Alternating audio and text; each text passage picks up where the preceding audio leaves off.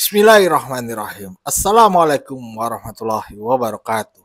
Sobat-sobat ngabarin kabar terkabar, semoga selalu dalam keadaan sehat walafiat, serta diberikan rezeki yang halal, berkah, lancar, dan juga banyak.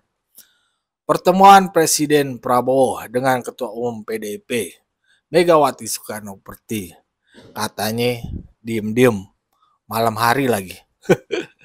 Tentu saja ini banyak dibaca oleh pengamat atau politisi-politisi yang lain serta masyarakat yang mengikuti perpolitikan di Republik ini. Banyak orang bertanya-tanya, apakah ada sesuatu di belakang ini? Bahkan ada yang nyinyir dengan pertemuan ini dan juga ada yang beranggapan baik.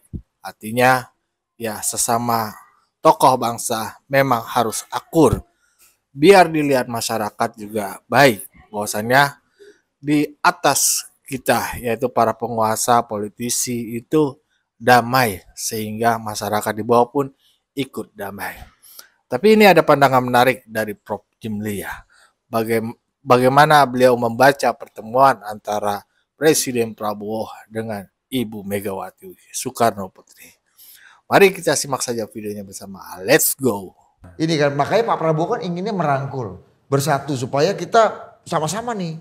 Kemarin kita tahu Prof, setelah masa lebaran usai halal bihalal, banyak orang ketemu silaturahmi, Pak Presiden Prabowo juga bersilaturahmi dengan Presiden Megawati. Nah ini awalnya anak-anaknya dulu, sekarang anak-anaknya udah kumpul semua, anak-anak presiden.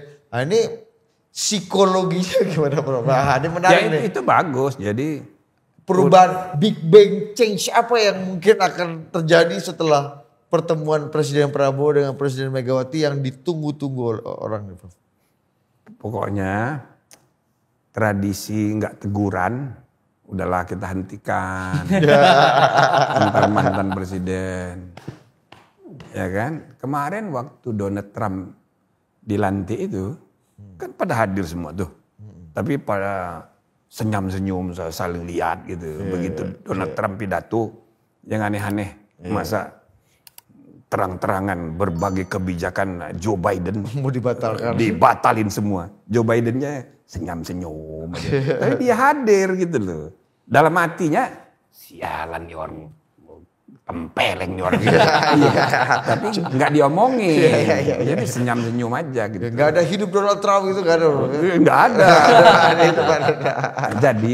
Jadi itu jadi tradisi para mantan presiden tuh. Oh udahlah kita sama-sama. Tapi jangan bayangkan kalau bertemu harus menyamakan pendapat. Nggak perlu sampai begitu. Biarlah Bhinneka Tunggal Ika itu jadi slogan dalam kehidupan berbangsa kita. Itu sudah ditegaskan di pasal 36 Undang-Undang Dasar kita. Semboyan Bhinneka Tunggal Ika. Kita bersatu dalam keanekaragaman. Ya. Gitu. Jadi pertemuan antar mantan presiden dengan presiden itu bagus. Secara simbolik menyiratkan kita ini baik-baik aja gitu loh. Ya kan? Tapi jangan dimaksudkan atau dipahami seakan-akan menyamakan pendapat. Menyamakan pendapat itu maksudnya pendapat mengajak boleh aja berkoalisi tetap gitu. Berbeda. Nggak usah pakai mau koalisi ditambahin makin gemuk lagi. Nggak usah, nggak begitu. Dan tidak usah juga dipahami dalam rangka itu. Jadi nggak perlu menyamakan. Ini silaturahmi yang harusnya iya. Jadi lagi-lagi psikologi. Supaya jangan salah paham. Jadi ada miskomunikasi. Iya.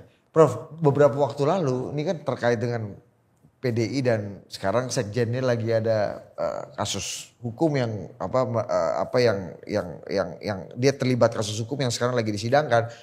Misalnya laporan majalah Tempo beberapa waktu lalu kan dikabarkan dalam komunikasi digital antara Presiden Megawati dengan Presiden Prabowo ada semacam quote unquote Prof, tukar tambah dan negosiasi waktu itu di dalam video call itu. Ya Hasto harusnya dapat proteksi politik untuk kasus hukumnya. Cuma kan kita tahu pada faktanya Hasto akhirnya melenggang ke pra-peradilan ditolak dan melenggang ke pengadilan. Nah banyak publik juga yang mengatakan nggak mungkin pertemuan politik tanpa ada trade off. Nilai tanpa ada tukar tambah. Iya, bener. tanpa ada tukar-tukaran kepentingan. Mungkin Pak Prabowo bisa mendapatkan dukungan dan support dari Bu Mega dan PDI, tapi kan harus ada yang diberikan juga. Dan jangan-jangan seperti selentingan dan laporan media juga, ya yang paling mungkin diminta untuk Bu Mega jadi bahan perundingan adalah proteksi politik untuk Hasto. Kalau asumsi ini benar, menurut Prof. Jimli gimana pendapatnya? Ya kalau dalam politik dan di antara politisi itu dianggap sesuatu yang alamiah aja, biasa. Yang memang begitu. Ya. Orang politik itu kan kasak kusuk untuk sekedar kekuasaan aja. Makanya itu lagunya Sukatani itu bagus tuh. Bukan yang bayar-bayar, ada satu lagi yang Iya. Prof. Jimli jadi denger Sukatani. Mantap Indonesia juga. apa itu gelap gempita itu loh. Itu kan. Jadi di otak orang tuh hanya kekuasaan kalau politisi itu.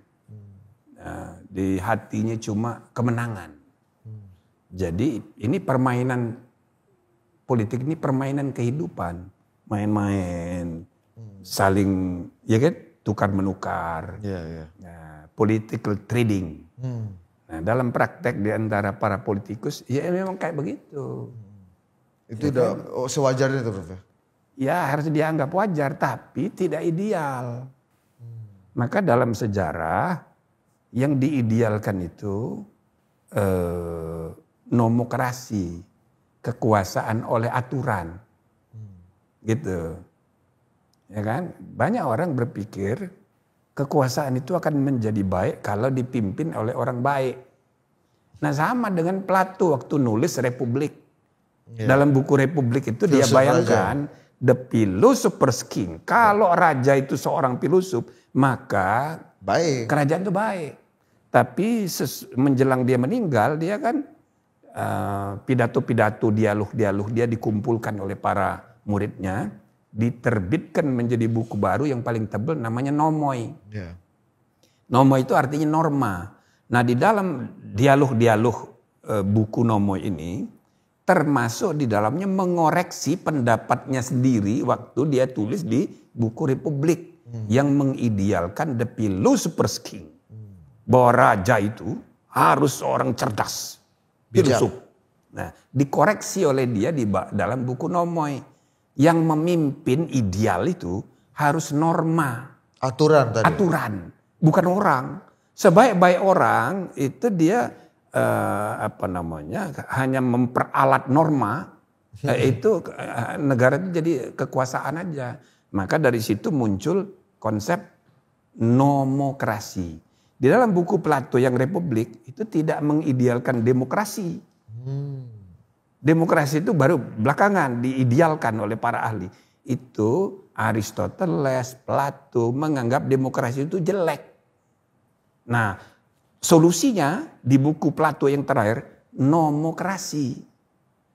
Kekuasaan oleh aturan gitu. Kenapa demokrasi itu dianggap jelek? Karena ini mengandalkan banyak orang. Siapa yang banyak orangnya, dia yang mengatur-ngatur dan menentukan. Nah yang kasak kusuk politik tadi itu banyak-banyakan orang. Iya kan?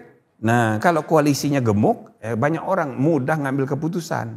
Jadi Sepakatnya lebih cepat. Sepakatnya lebih cepat, cek, kompromi, tok, gitu loh.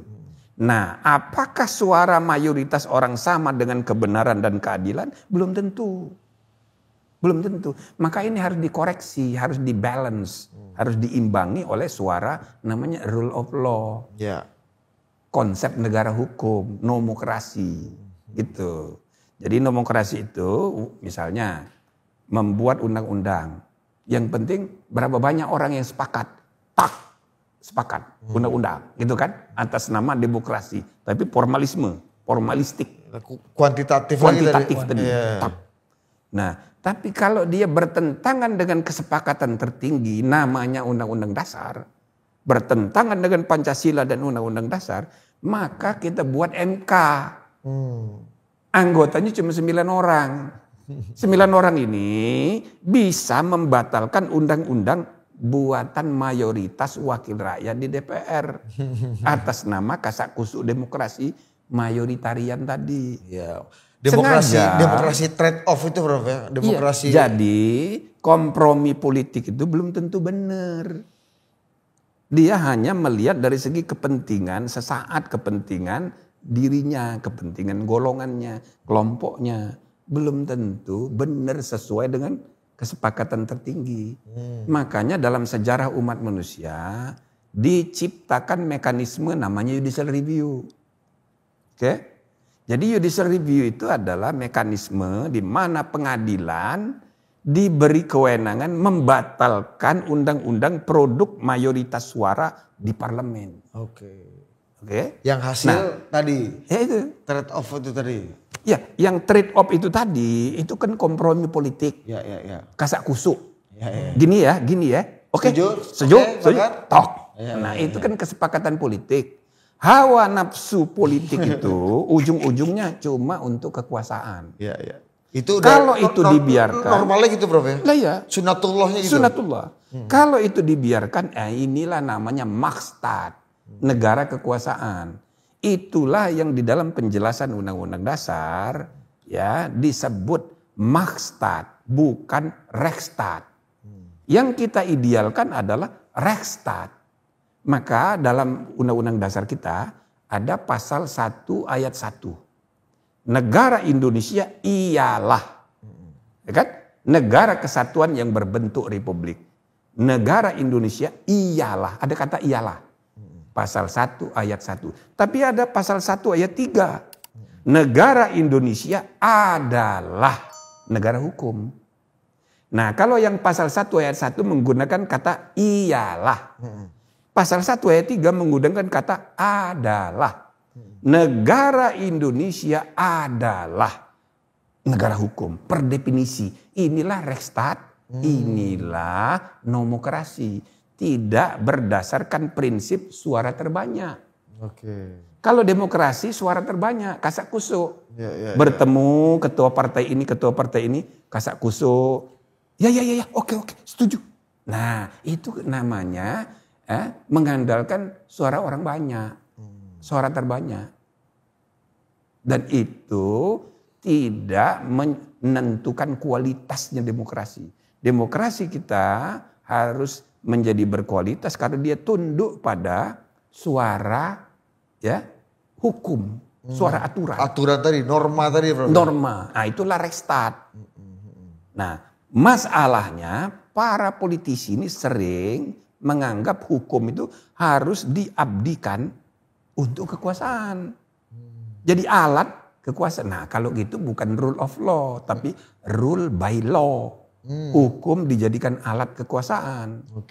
Nah, jadi semua hukum mengikuti keinginan dan selera kekuasaan. Selera kekuasaan. Nah, itu namanya makstat. Makstat, ya. Negara kekuasaan. Iya, kita sengaja mendirikan MK itu untuk maksud mengontrol nafsu kekuasaan.